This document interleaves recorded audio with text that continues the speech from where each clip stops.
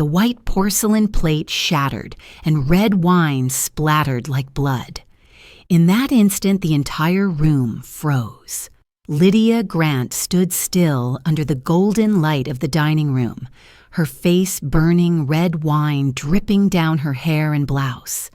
In front of her, Savannah, the daughter-in-law once praised for her charm, still held the pose from her throat chest, heaving eyes blazing with drunken fury. "When I tell you to pour more wine, you do it. This isn't your courtroom," she hissed, her voice slicing through the air. Noah, Lydia's son, jumped from his chair.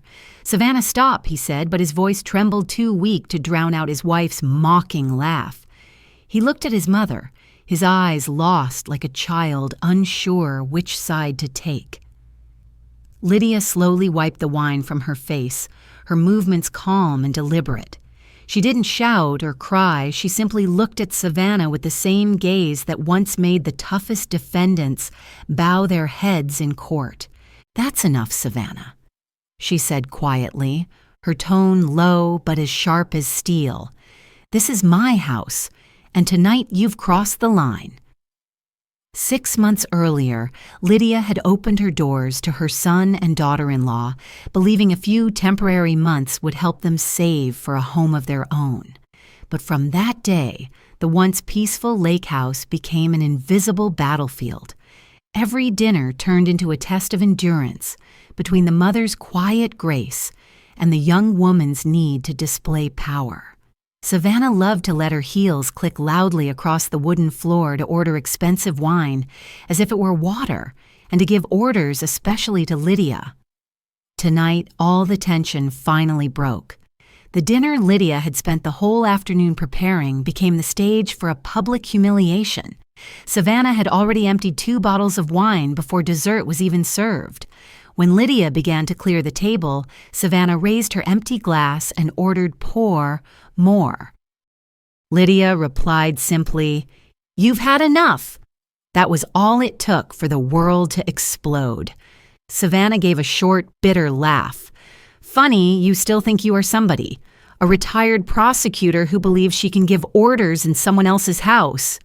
Noah stood stammering. "Savannah, don't say that this is Mom's house." "Mom's house?" She sneered, then turned to Lydia. "If it weren't for us paying the bills, how long do you think these lights would stay on? Or are you planning to live off that tiny pension of yours?" The words cut like knives, but Lydia only pressed her lips together. In her mind echoed the voice of her late ex-husband. "In every battle, the one who can stay silent longest will win." She stood gathering the dishes, holding her composure, but as she turned, the porcelain plate came flying, shattering against her cheek. The sharp crack rang through the room, followed by Noah's horrified shout. Savannah froze for a second, then gave a dry laugh. It was an accident. Don't overreact. But to Lydia, it was no accident anymore. Blood trickled down her cheek, mixing with the red wine. She dabbed it with a napkin, each motion precise, like someone signing a verdict. Noah rushed over, panicked. "Mom, I'm so sorry. She's drunk. She didn't mean it." Lydia turned to her son, her eyes softening briefly. "Son, if this is the love you've chosen, I won't stand in your way. But I won't let anyone turn me into a victim in my own home." The air grew thick and heavy. Savannah grabbed the wine bottle, pouring herself another glass, her voice slurred. "Oh, stop performing. If you want to play the victim, go ahead and call the police. See who believes you." Lydia walked slowly toward the stairs, her voice calm, almost gentle, yet clear enough for them both to hear. "Thank you for the suggestion." She entered the bathroom and washed the wound. The mirror reflected a face that had stayed composed before hundreds of defendants, but now carried a quiet bitterness. She opened the medicine cabinet, took out cotton and alcohol. The sharp scent of disinfectant filled the room. Outside, Noah and Savannah's argument echoed through the walls. Lydia looked into the mirror and murmured as if reading a verdict. "This isn't revenge, it's justice." She took her phone, snapped a picture of the wound, and noted the time, place, and details. 10 years as a prosecutor had trained her well. Each click of the camera was another piece of evidence. When she stepped out, the house was silent. Noah had taken Savannah upstairs, the sound of their door slamming shut. Lydia stood alone in the living room, the moonlight filtering through the curtains, glinting off the wine stains on the floor. She picked up her phone, her finger hovering for a moment before pressing a familiar number. "Emergency services. What's your report?" came a calm, female voice. Lydia spoke clearly, firmly. "I'd like to report an assault. The address is 18 Lakeview Drive, Denver." When she hung up, the wind outside began to howl across the lake. Inside her, another storm was rising, not one of fear, but of quiet power. The dinner was over, but the real battle had just begun. The doorbell rang in the middle of the night, breaking the stillness of the lake house. Lydia opened the door as the patrol car's flashing lights painted streaks of red and blue across the wall. The officer, a middle-aged man with a slightly wrinkled jacket and a wary but courteous expression, nodded politely. "Sergeant Mark Davies. Are you the one who called to report an assault?" Lydia nodded. "Yes. Please come in. The scene is still intact." In the dining room, fragments of white porcelain lay scattered across the floor, mingled with red wine stains that looked like blood. The officer crouched, took photos, and jotted down notes. He looked up. "Is the assailant still in the house?" Lydia answered calmly. "She's upstairs. I'd like to file an official complaint." Her voice did not tremble. Each word was steady, precise, like she was reading an indictment. From upstairs came the sound of a door creaking open and unsteady footsteps. Savannah appeared, hair disheveled face, flushed, still holding a glass of wine. "What's going on here? Who gave you permission to call the police?" She laughed coldly, descending a few steps. Her voice slurred. "You really love drama, don't you? A tiny scratch and you want to throw me in jail." Lydia stood her ground, eyes sharp as glass. "It's not a scratch. It's evidence." Savannah scoffed, casting a contemptuous glance toward the officer. "She's drunk," Noah said softly from behind his wife, his voice cracking. "I'm sorry, officer. It's just a misunderstanding, family stuff." Davies gave Lydia a quick look, then asked, "Ma'am, do you wish to withdraw your complaint?" Lydia shook her head. "No. I worked in the legal system for 25 years. I know exactly what constitutes assault." Noah turned to his mother, his eyes pleading. "Mom, please don't do this. We can fix this." Lydia looked at her son for a long moment. Her gaze was no longer angry, but heavy with sadness, as deep as the lake outside. "Noah, do you remember what your father used to say? No one has the right to use violence to gain control over another person. If I stay silent tonight, tomorrow, she might do something worse, maybe to you." Savannah reached the bottom of the stairs and gave a bitter laugh. Oh, how touching. A moral lesson at midnight. "Officer, as you can see, this is just a bitter old woman trying to punish her daughter-in-law for not obeying her." Davies didn't respond. He simply wrote a few more lines in his notebook, then said firmly, "Mrs. Grant will file an incident report. Miss Savannah Price, I advise you to remain calm. If you continue to resist, we'll be forced to detain you." Savannah bit her lip, then hurled her glass onto the table, wine splattering everywhere. "I'm not going anywhere." "This is my house," Lydia replied, instantly, her voice cutting like a blade. "No, this is my house, and you just lost the right to stay in it." The air turned to stone. Noah stood frozen between the two women, between two worlds. On one side was the mother who had raised him, who taught him right from wrong. On the other was the wife he had promised to protect for life. He could only whisper, "Please don't turn this into a tragedy." Davies checked his watch, then turned to Lydia. You can sign the report now and we'll proceed with the formal process. Lydia took the pen and signed her name in a firm, unhesitating stroke. In that moment, she no longer felt like a victim, but like someone reclaiming control of her life. When the paperwork was done, Davies packed up his files and said quietly, "I'll return in the morning with a summons. Until then, it's best you avoid any contact with her." Lydia nodded. "I understand. Thank you, officer." When the door closed, the cold November wind swept through the house. Noah stood silently for a while before turning to his mother. "You know I'm not taking sides, but I'm scared." Lydia placed a gentle hand on his shoulder. "You don't have to take sides, Noah. You just have to open your eyes." Savannah staggered up the stairs, mumbling curses under her breath. Lydia watched her go, her heart heavy. Every step Savannah took seemed to mark the beginning of a new era in this house, one where peace would be protected by law, not by tolerance. When Noah had led his wife back to their room, Lydia returned to the living room. She took out her phone, opened the Notes app, and began typing every detail, the time words spoken, actions, witnesses, and the condition of her injury. Methodical, precise, just like the way she had written indictments during her years as a prosecutor. Outside the window, the lake reflected the fading glow of the police lights rippling gently under the wind. Lydia leaned her head against the frame, her eyes gleaming with a strange mixture of exhaustion and resolve. She knew that from the moment she signed that report, she had stepped into a battle not just for her dignity, but for her son's safety. In the silence of the house, only the clock ticked steadily. Lydia whispered to herself, "The law was once my weapon. Now it will be my shield." That night, she didn't sleep.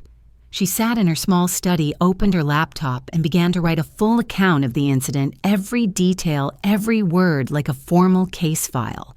By the time the first light of dawn spilled through the window, she saved the document under one title, Case Savannah Price. As the first light filtered through the curtains, Lydia sat upright in her chair, holding a cup of coffee gone cold.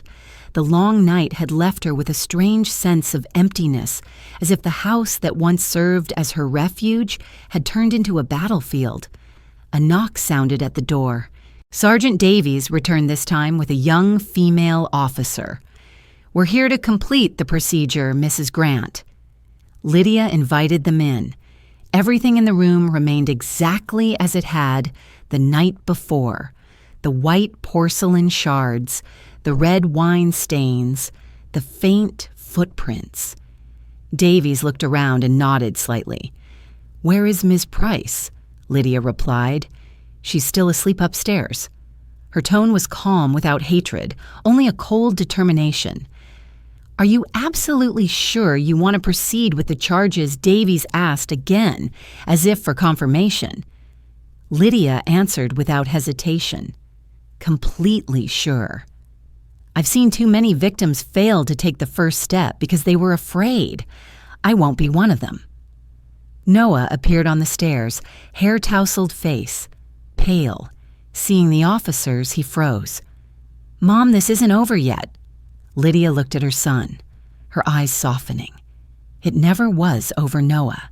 It's only just begun. From upstairs, Savannah appeared in a robe. Lipstick smeared her voice hoarse. "What on earth is this? Are you filming a movie here?" she scoffed. Davies opened his notebook, his voice calm but firm. "Ms. Savannah Price, you are being summoned to provide a statement regarding the assault that took place last night." Savannah let out a sharp, mocking laugh. "Assault? I just threw a plate. She's still alive, isn't she?" Lydia remained still, her expression unreadable. "Sometimes people die slowly without shedding blood, Savannah." The air grew heavy. Noah stood between the two women he loved in such different ways, as if he were forced to choose between two halves of his soul. He took Savannah's hand, his voice trembling. "Please just cooperate." She jerked her hand away. "You always take her side." Always, Davies signaled to the young officer. "Ma'am, you'll need to come with us to the station. You have the right to remain silent." Savannah shouted, "This is a setup. She's framing me." Then she turned to Noah, her voice breaking. "You're really gonna let them take me?" Noah stepped back, his eyes red. "You did wrong, Savannah." It was the first time he had ever said it, and the words cut through the invisible thread that had bound them together for so long. Savannah froze, her eyes glinting with shock and hatred. As they escorted her out the door, Lydia did not look after her. She simply sat down and took a deep breath, her hands trembling slightly, though her face remained composed. Davies paused and spoke quietly. "We'll contact you for a follow-up statement. There will be a preliminary hearing in 3 days." Lydia nodded. "I'll be there." When the police left, only mother and son remained in the vast, silent house. The silence stretched so long that the ticking clock on the wall sounded like a gavel. Noah sat down, his voice rough. "Mom, I don't know what to say." Lydia turned to him, gentle but firm. "You don't have to say anything. You just have to see what happened clearly." He buried his face in his hands and sighed. "I know she's hot-tempered, but I never thought he stopped unable to finish the sentence." Lydia looked at her son, the man who once rescued stray cats who cried during sad movies, now a victim of blind love. Her heart ached, but beneath the sorrow came a sharper fear. If she didn't act, Noah would be destroyed. She stood and walked to her desk, opening her laptop. "Go rest, Noah. I have work to do." He looked at her worried. "What are you going to do?" "Gather evidence," she said simply. "If we don't protect ourselves, no one will." Noah left the room, but when the door closed, Lydia saw his shadow linger at the stairs, shoulders trembling. She knew he was crying. She wanted to hold him, but feared that tenderness would break the strength they both needed to survive. Morning light spilled over the desk, illuminating the open document, her case file titled Case Savannah Price.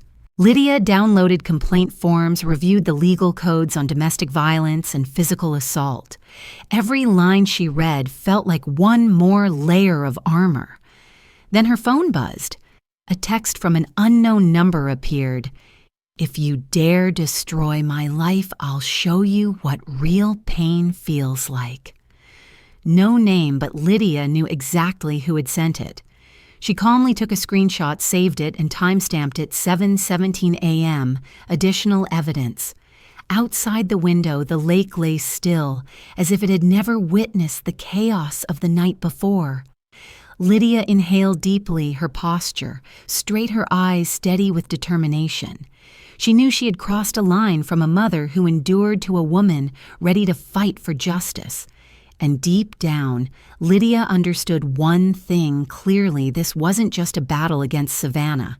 It was a battle against silence, against the habit of endurance, hers, and that of countless other women. The next morning, the sky over Denver was covered in a pale gray haze. Lydia sat by the window holding a cup of hot coffee, the rising steam blurring the weary lines on her face. She had slept for less than an hour. The images from the night before replayed in her mind like an old film, the red wine running down her cheek, the sound of breaking porcelain, the terrified look in her son's eyes, and the drunken laughter of the daughter-in-law she had once tried to love. A gust of wind slipped through the window frame, brushing cold air against her skin and pulling her back to the present. Noah was still upstairs. She could hear his slow, heavy footsteps above her.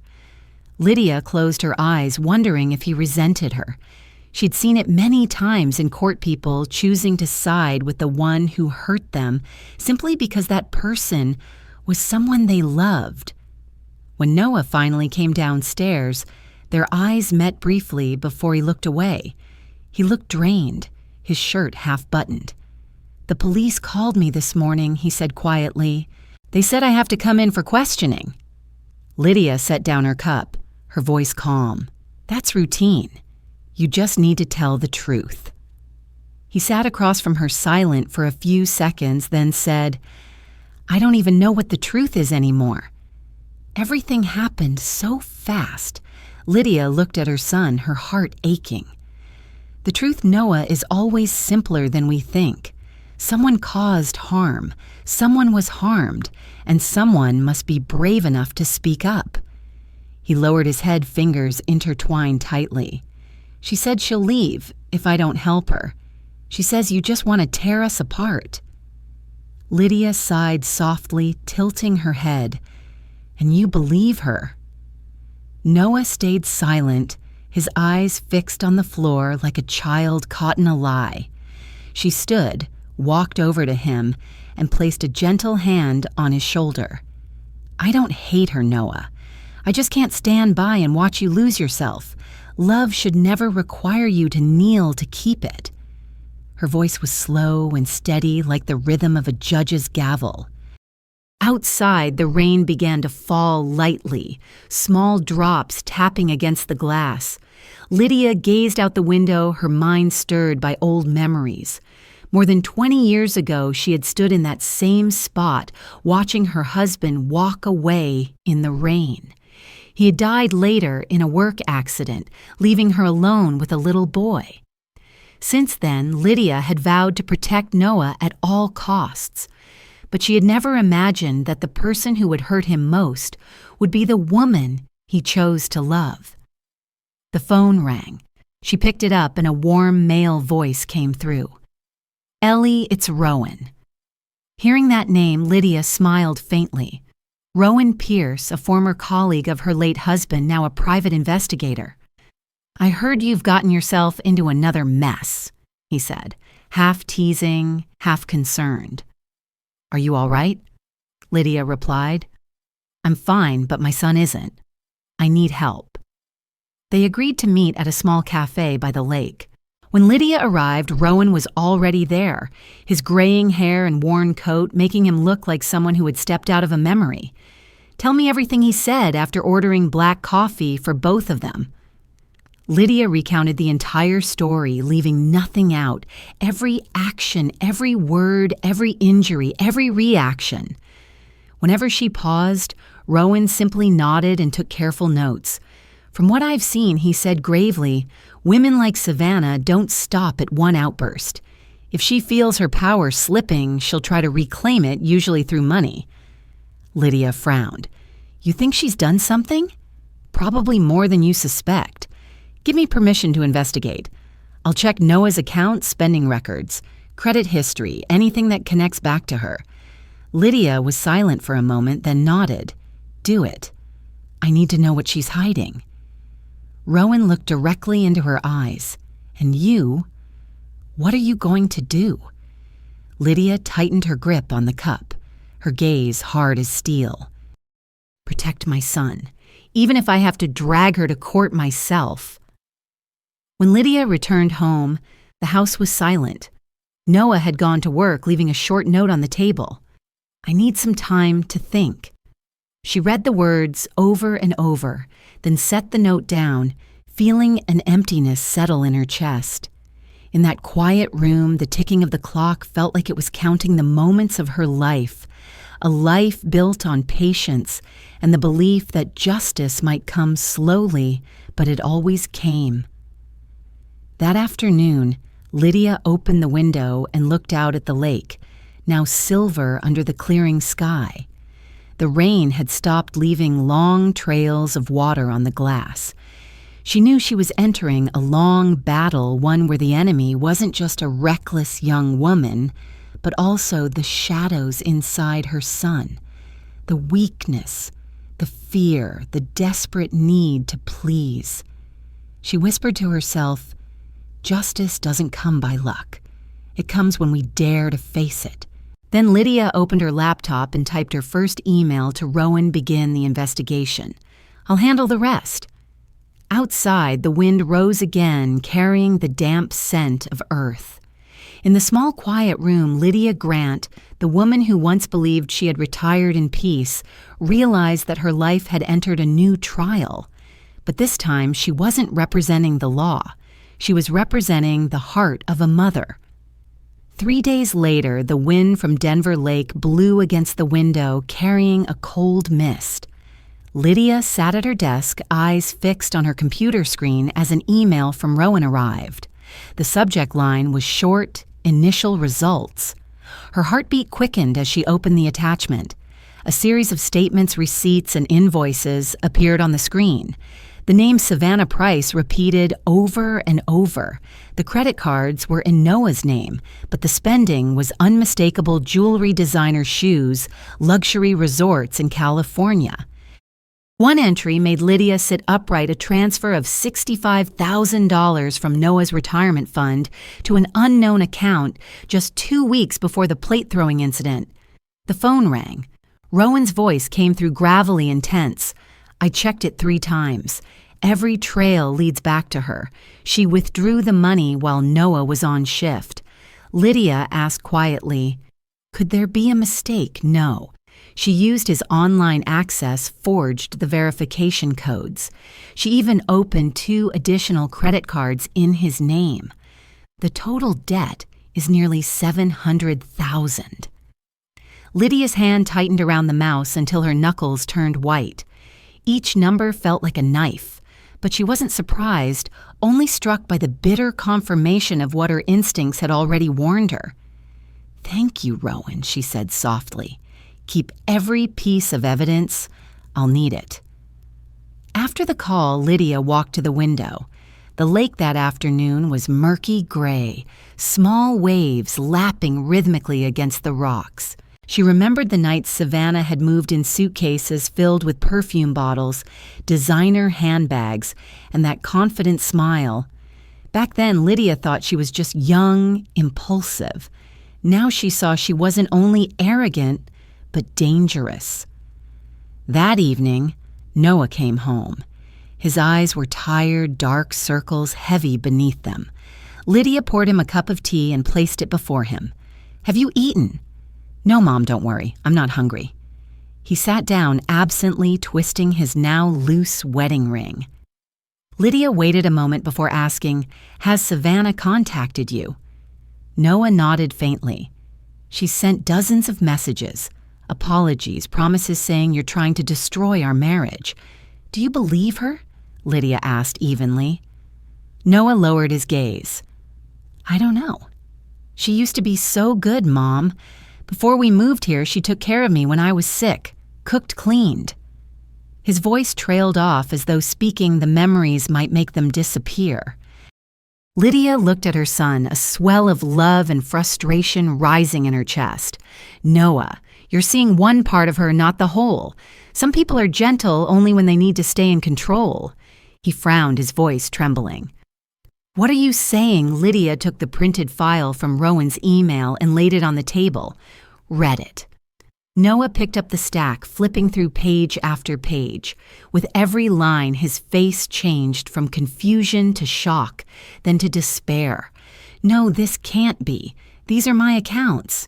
"Yes," Lydia said quietly, "and the one who took the money is your wife." He jumped up, knocking over the chair. "She wouldn't do this. There must be a mistake." Lydia met his eyes, her gaze sharp and commanding like the days she stood in court. "Son, don't deny the truth just because you don't want it to exist." Noah held his head, breathing unevenly. "She said she only borrowed it. Maybe she was scared to tell me she lost her job." Lydia didn't respond. She stepped out onto the balcony, opened the door to let the cold wind in, then turned back, her voice low and firm. "Someone who's lost their job doesn't spend like a queen. She didn't borrow. She stole. And she'll do it again if you don't stop her." Noah stared toward the lake, eyes glistening. "I love her, Mom." "I know," Lydia replied softly, "but love doesn't mean blindness."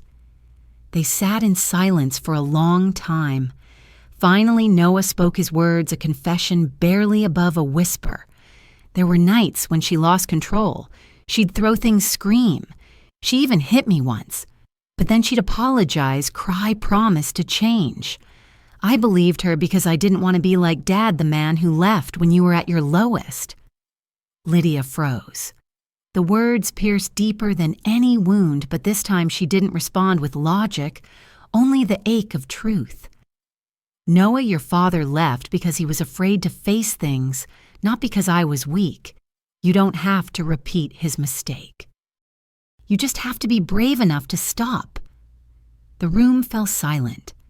The fading sunlight spilled through the window, casting a copper glow over Lydia's hair. At last she spoke, her tone calm but unyielding. Tomorrow I'm meeting attorney Rebecca Holt. You can come if you want, but I won't let that woman keep destroying us. Noah looked up, torn between fear and confusion. You're going to sue her. No, Lydia replied. I'm going to follow due process. Sometimes justice doesn't need noise, only someone steady enough to walk through fear. When Noah left the table, Lydia stayed seated, her eyes on the lake. The wind hissed through the trees outside, and within her rose a strange calm, not anger, but absolute clarity.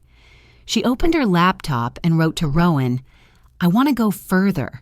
Investigate her entire financial history over the past 5 years, employment debts, associates, everything. Before pressing send, Lydia paused to read her final line again. I will end this, not with anger, but with truth. Then she clicked send. Outside, the sun dipped below the trees. Inside the small room, the 58-year-old woman quietly closed one chapter and opened another, a new battle where her silence would become the most powerful accusation of all. 3 days later, the sky over Denver was heavy with fog.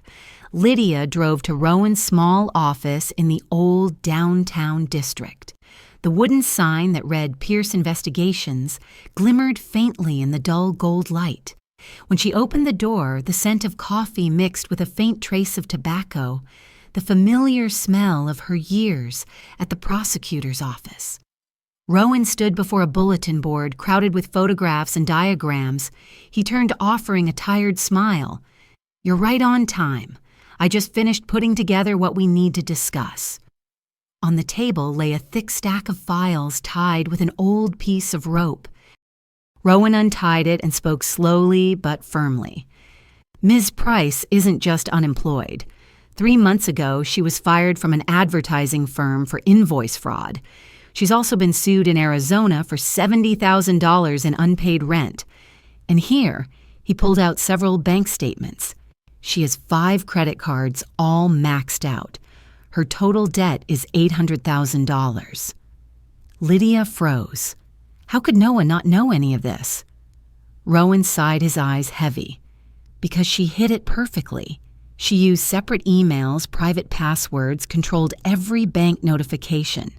Noah trusted her blindly, even letting her manage his retirement account.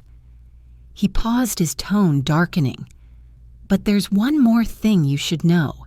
In a chat with one of her friends, she wrote, Once that old woman dies, the house will be mine. You know what that means, don't you? A chill crept down Lydia's spine. She placed her hand on the table, her voice low. I know, and I know what I have to do. Rowan studied her concern, flickering in his eyes. Lydia, be careful. People like her, when cornered, can do anything. When Lydia left the office, the cold wind whipped across her face, tugging at her scarf. But she didn't feel fear, only a sharp clarity. That woman hadn't just destroyed trust, she had become a threat to her son's safety. That afternoon, Lydia met attorney Rebecca Holt at a glass building by the river. Rebecca, a poised woman in her 40s, wore a beige suit, her eyes bright and her tone steady. After listening to everything, she set the file on the table. You have every ground to file for divorce and press charges for misappropriation of assets. We can also request a permanent restraining order if we can prove she poses a threat. Lydia nodded. But I don't want to act out of hatred. I want to do it the right way. I need to protect Noah before he falls apart. Rebecca smiled softly. That's how true strength looks, Mrs. Grant. That night, Lydia returned home. On the kitchen table lay a small note in Noah's familiar handwriting. "Mom, I need to talk." She heard footsteps in the living room, then saw her son step out, his face weary, his eyes conflicted. "You investigated her." His voice was rough, bitter. "You don't trust me to handle it myself." Lydia set her keys on the table, her tone calm. "No, Noah. I trust you. I just don't trust deceit. Can't you see she's dragging you down?" He gave a broken laugh. "I know she's done wrong, but I still want to believe she can change. I don't want to lose anyone else." She stepped closer, looking deep into the eyes of the boy she had once held in her arms. "You're not losing anyone, Noah. You're reclaiming yourself." He sat down heavily, voice trembling.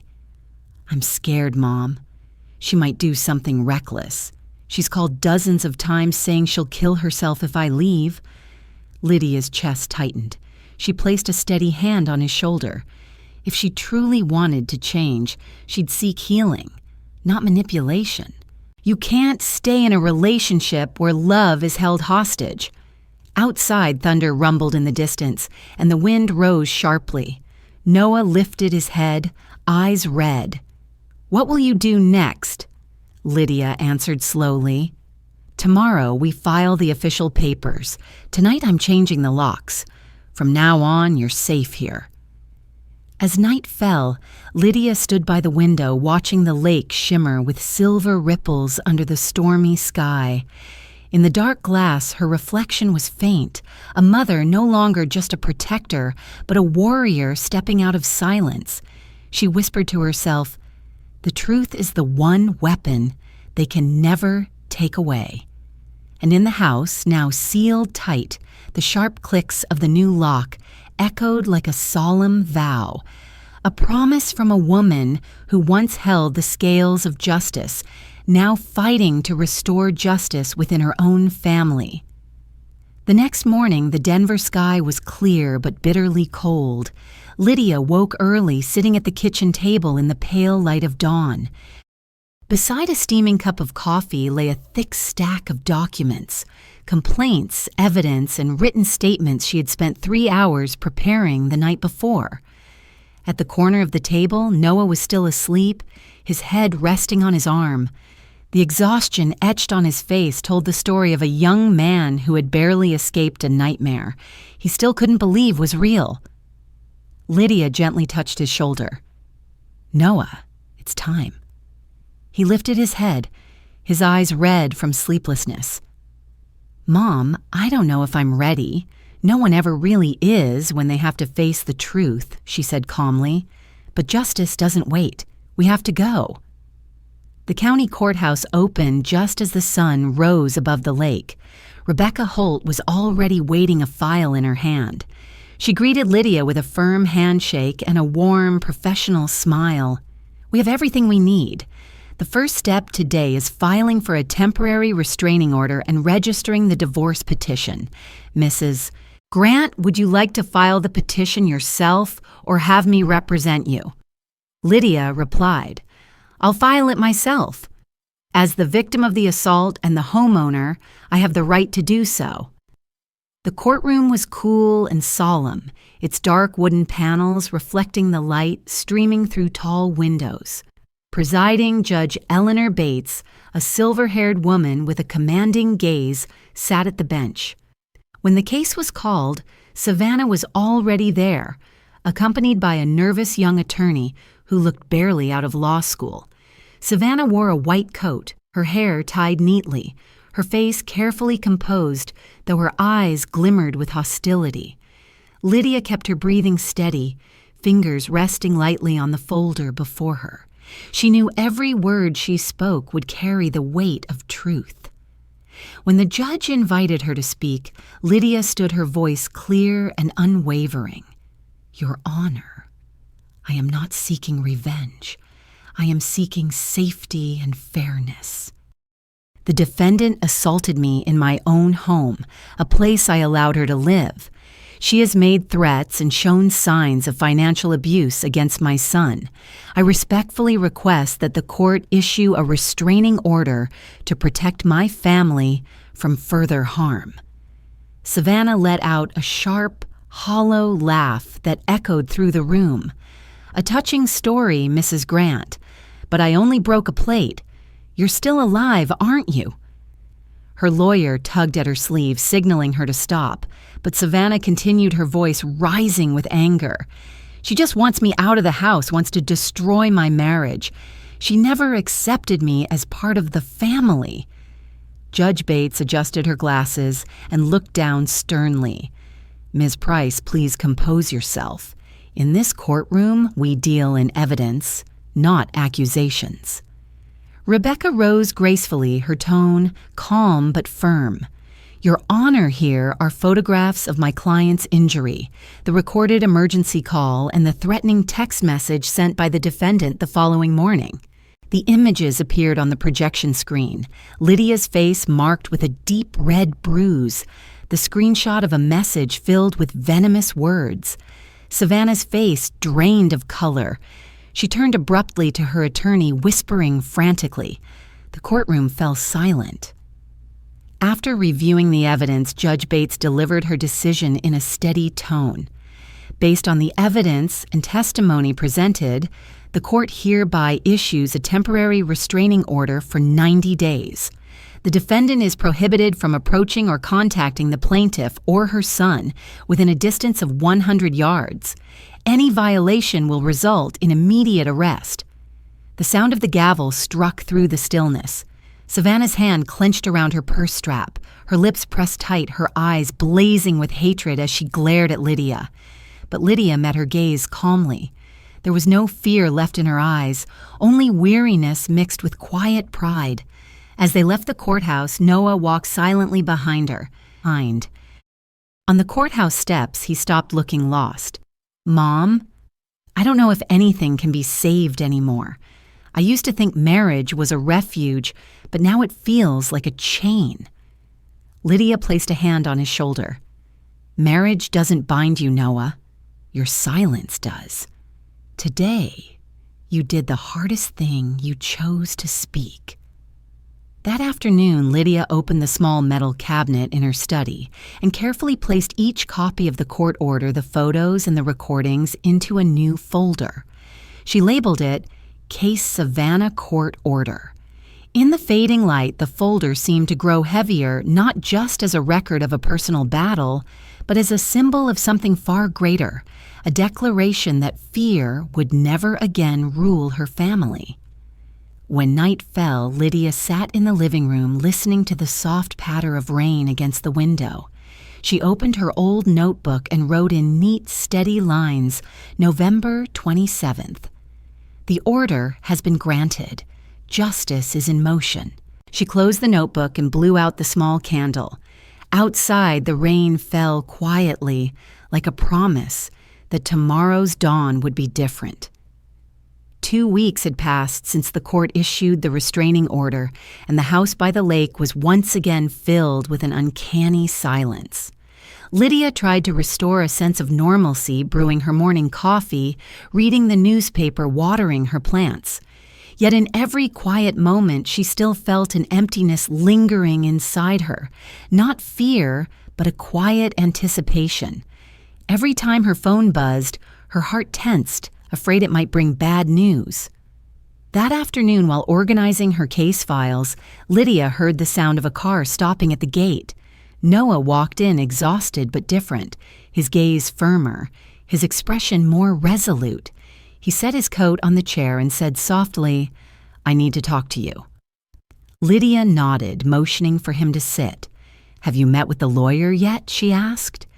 "Yes," he said, pausing, "but I also met Savannah." The air grew still. Lydia clasped her hands, keeping her voice steady. "Where did you meet her?" "She called me," he said, eyes distant.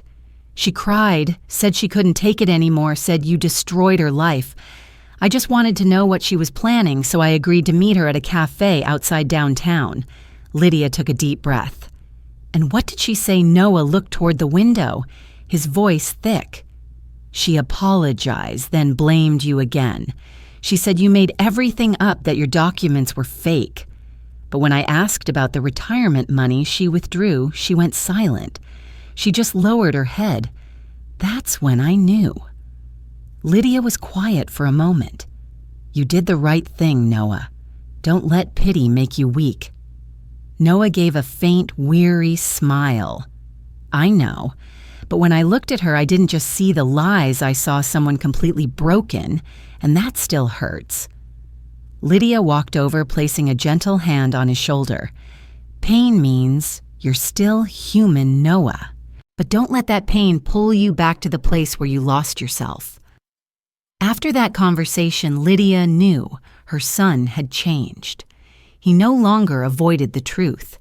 Together they went to attorney Rebecca Holt's office to begin the official divorce process.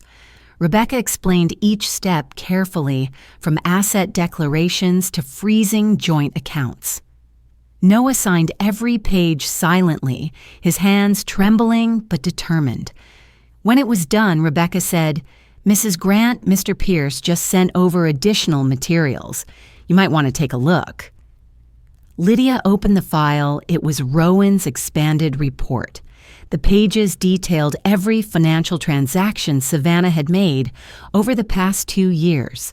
Transfers, luxury purchases, even a deposit for another apartment in Dallas under a false name. Lydia read line by line until she reached the final page and froze. A recent transfer of $10,000 to an account named Cliff Mathers. The transaction note read for silence. She frowned. "Did Rowan say who this person is?" Rebecca shook her head. "Only that he used to live in the same neighborhood as Savannah in Texas. He might know something she wants buried." Lydia's instinct stirred. She immediately messaged Rowan. "Find Cliff Mathers. I need to know why Savannah paid him to stay silent." That evening, Noah sat with her in the living room, the warm light casting soft shadows across their faces. "Mom," he said hoarsely, "when I file tomorrow, I don't want it to be public. I don't want the press or the neighbors to know." Lydia smiled gently. "Justice doesn't need noise, my son. It only needs someone brave enough to see it through." Just then her phone rang. The screen lit up with the name Rowan Pierce. Lydia answered, and Rowan's deep voice came through heavier than usual. "Ellie, I found Cliff Mathers. You're going to want to hear this. He's one of Savannah's former victims. They lived together in Dallas. She followed the exact same pattern, won his trust, gained access to his finances, then disappeared with everything. He lost over $300,000. And get this, Savannah was once investigated for fraud but escaped prosecution for lack of evidence." Lydia's pulse quickened. "Thank you, Rowan.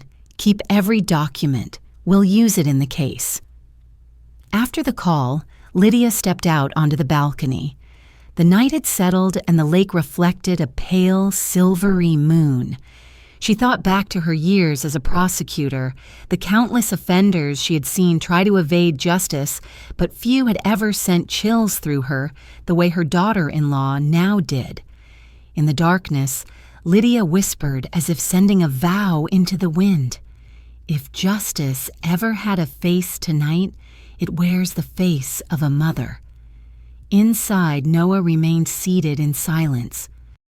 He looked at his mother, then out toward the lake, where the rippling water shimmered in the moonlight, and for the first time in months, he felt something like freedom, fragile, but real. 3 days later, Lydia received a call from Rowan just before noon. His voice was hoarse but urgent. "Ellie, I need to see you right away. I found what you were looking for."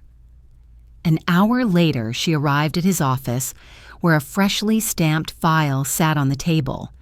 This, Rowan said, is the signed statement from Cliff Mathers. He admitted that Savannah paid him to stay silent about her past, specifically 2 financial fraud cases and 1 assault incident in Dallas. She was under investigation but fled before charges were filed. She used the alias Samantha Price while living with him. Lydia opened the file, her heart growing colder with each line she read.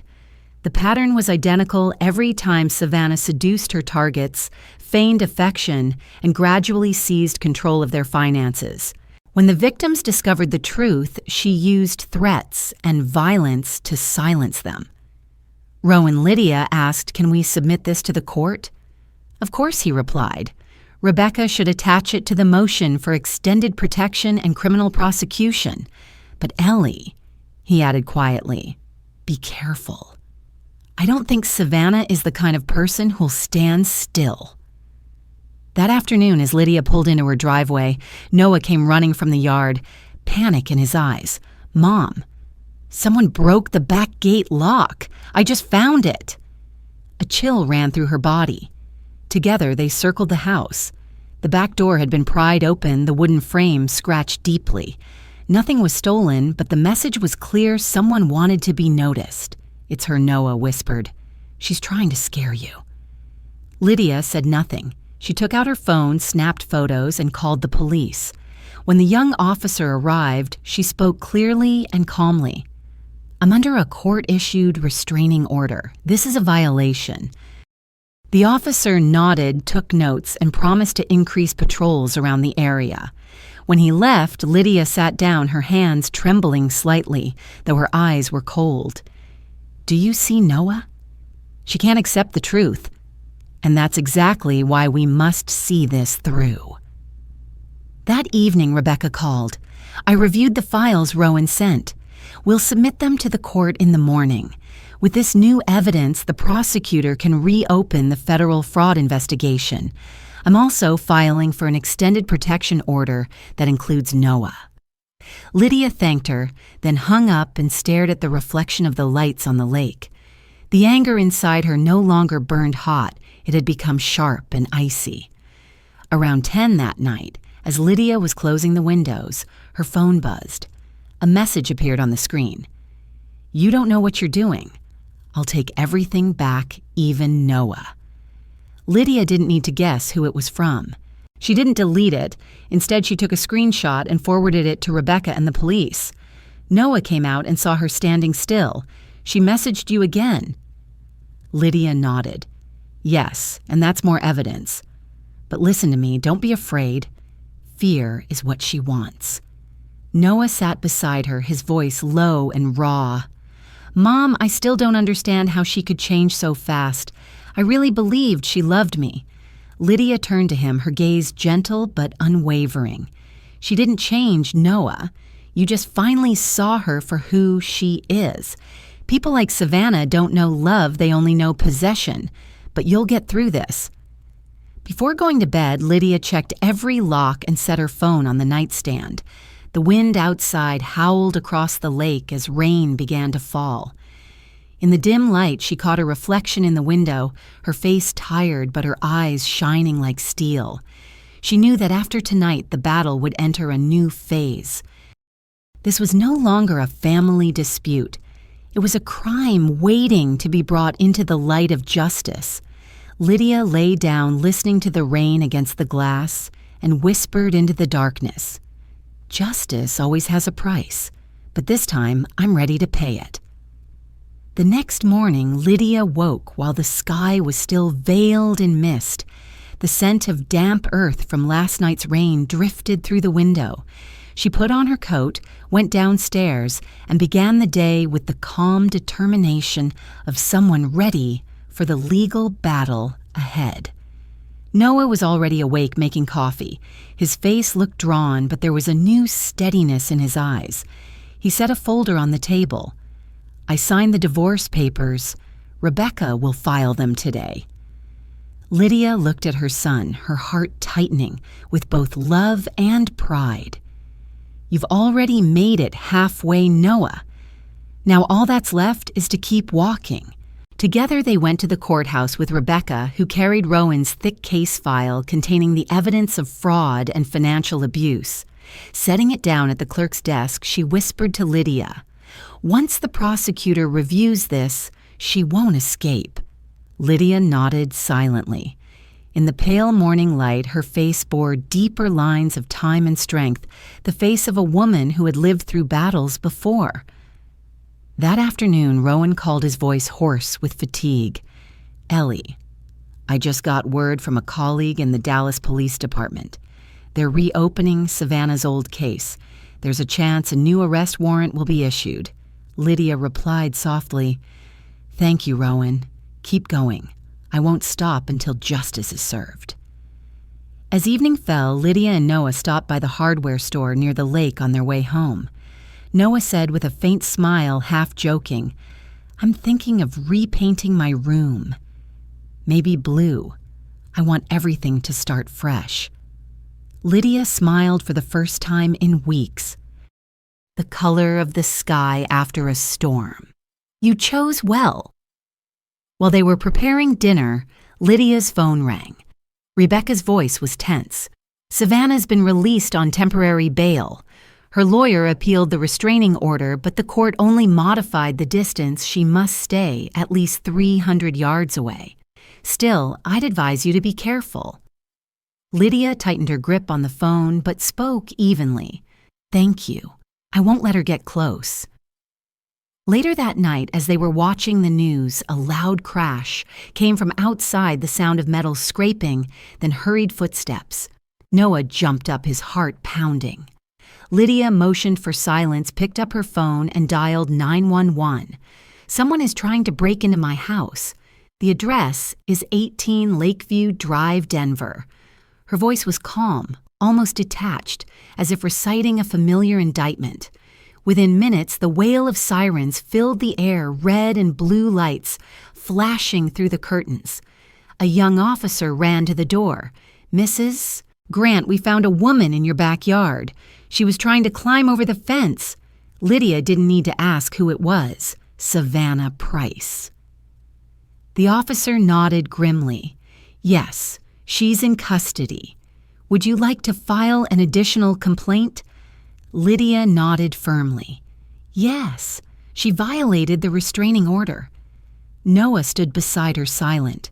When they saw Savannah being led away, her face was pale, her hair disheveled, her clothes soaked from the rain, but her eyes still burned with fury. She screamed hoarsely, "You'll never have peace. I'll never let you win." The officers pulled her toward the patrol car, the flashing lights reflecting off the wet pavement. When the car disappeared into the distance, Lydia stood motionless for a long time. The cold wind whipped through her hair, but she no longer shivered. Noah whispered, "She was someone I loved." Lydia turned to him, her voice soft as breath. "And now you have to learn to love yourself more." The next morning, Rebecca called with an update. The prosecutor has officially charged Savannah Price with violating the restraining order and committing financial fraud. With the new evidence, her chances are slim. The first hearing is set for 7 days from now. Lydia thanked her, set down the phone, and felt a deep mixture of peace and weight settle in her chest. She stepped onto the balcony, looking out at the calm lake. The water shimmered under the clear blue sky. She knew the storm had nearly passed, though its traces would linger. In the stillness, Lydia whispered, "The truth has finally found its place."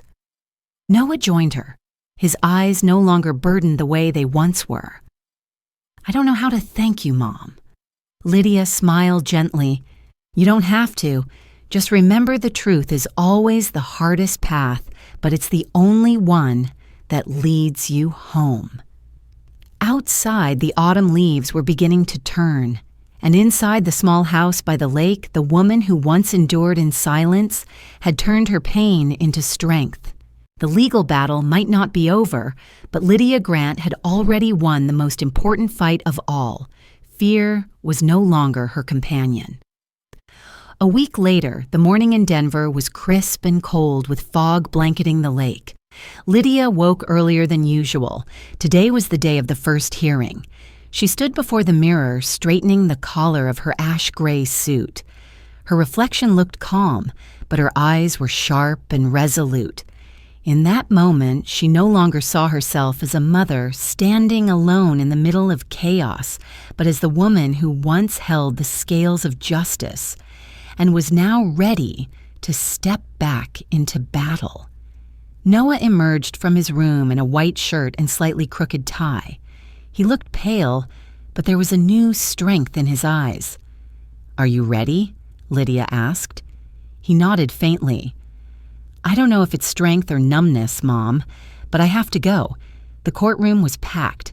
The chill in the air and the faint scent of aged wood brought back memories of Lydia's years in service. Across the aisle, Savannah sat with light cuffs on her wrists, dressed in an orange prison uniform. Her hair hung loose and messy, her face pale under fading makeup, but her eyes still gleamed sharp as blades. When their gazes met, Lydia didn't look away. She stood tall, calm, observing Savannah not as a rival, but as she once had with the steady gaze of a prosecutor addressing a defendant. Rebecca stepped forward, her voice clear and firm. "Your Honor, my client, Mrs. Lydia Grant, is the victim of assault, financial fraud, and repeated threats from the defendant, Savannah Price. With the evidence presented, we ask that the court maintain the current detention order and consider additional charges for fraud and psychological abuse." The defense attorney objected, his tone shaky. "My client acted in a moment of emotional distress. She was under psychological pressure. She is deeply remorseful." Savannah stood abruptly, her voice rising. "I loved Noah. I just lost control. She wanted to destroy my family." The judge raised her hand for silence. "Ms. Price, this court deals in facts, not feelings." Then she turned to Lydia. "Mrs. Grant, would you like to make a statement before the court reviews its decision?" Lydia rose to her feet. Her voice was slow, steady, unwavering. "Your Honor, I don't wish to see anyone imprisoned.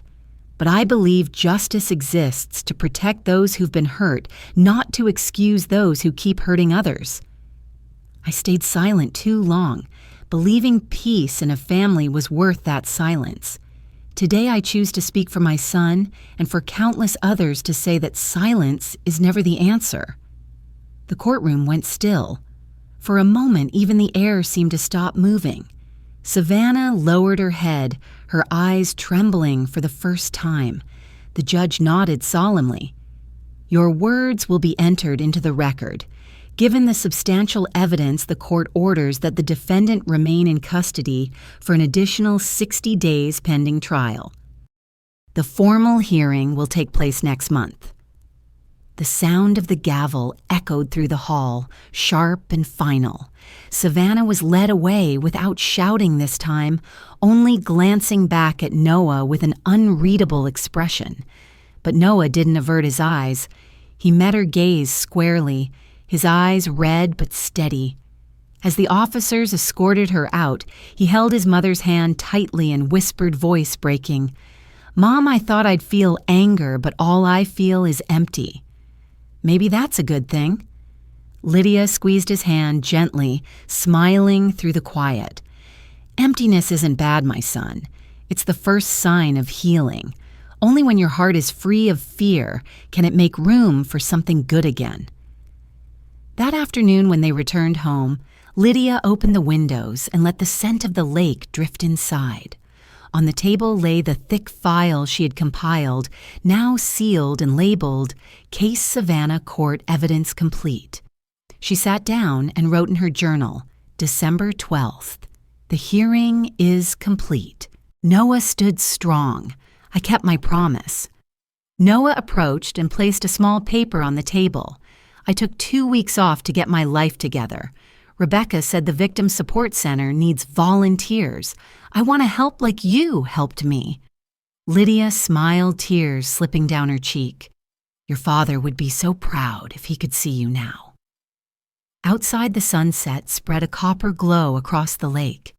The wind stirred the door gently, carrying the sound of rippling water into the room. Lydia closed her eyes and felt the warmth blooming in her chest, the quiet peace earned through courage and faith in justice. And in that little house, two people who had once been broken sat side by side saying nothing. There was silence, but it was the silence of healing, not of fear. A month later, Denver lay blanketed in snow. The lake was covered by a thin layer of ice reflecting the morning light like a sheet of silver glass. In the small house by the water, Lydia brewed tea steam, curling softly into the air. From upstairs, Noah came down holding a stack of papers. "Mom, I have a speech today at the Victim Support Center. Rebecca said some local reporters will be there." His voice still carried a hint of nervousness, but his eyes shone with purpose. Lydia set her cup down, straightened his collar, and smiled.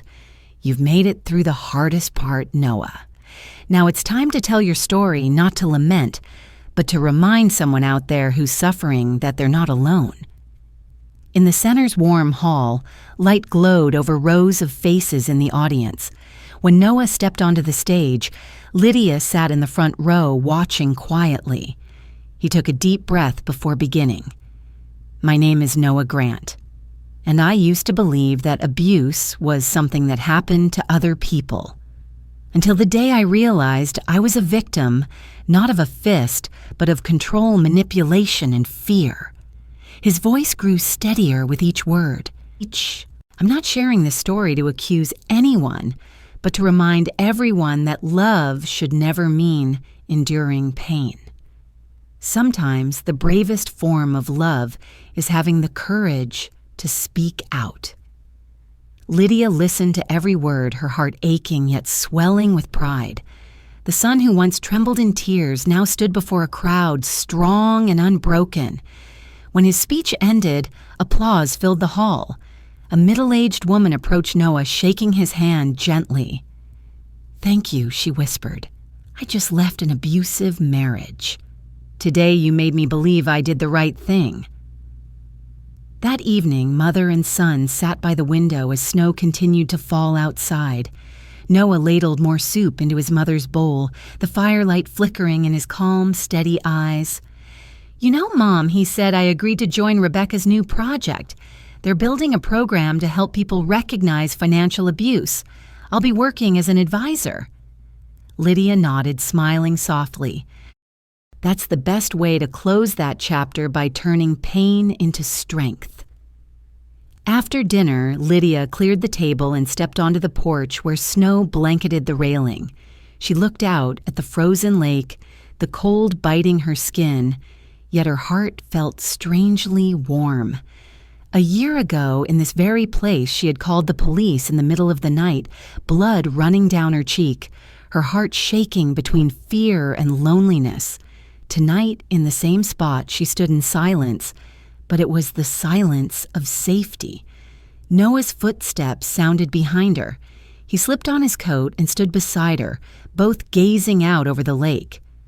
"Mom," he said softly, "I've been thinking about everything that happened, and I realized something. If you hadn't done the hardest thing that night, I might never have found my way out."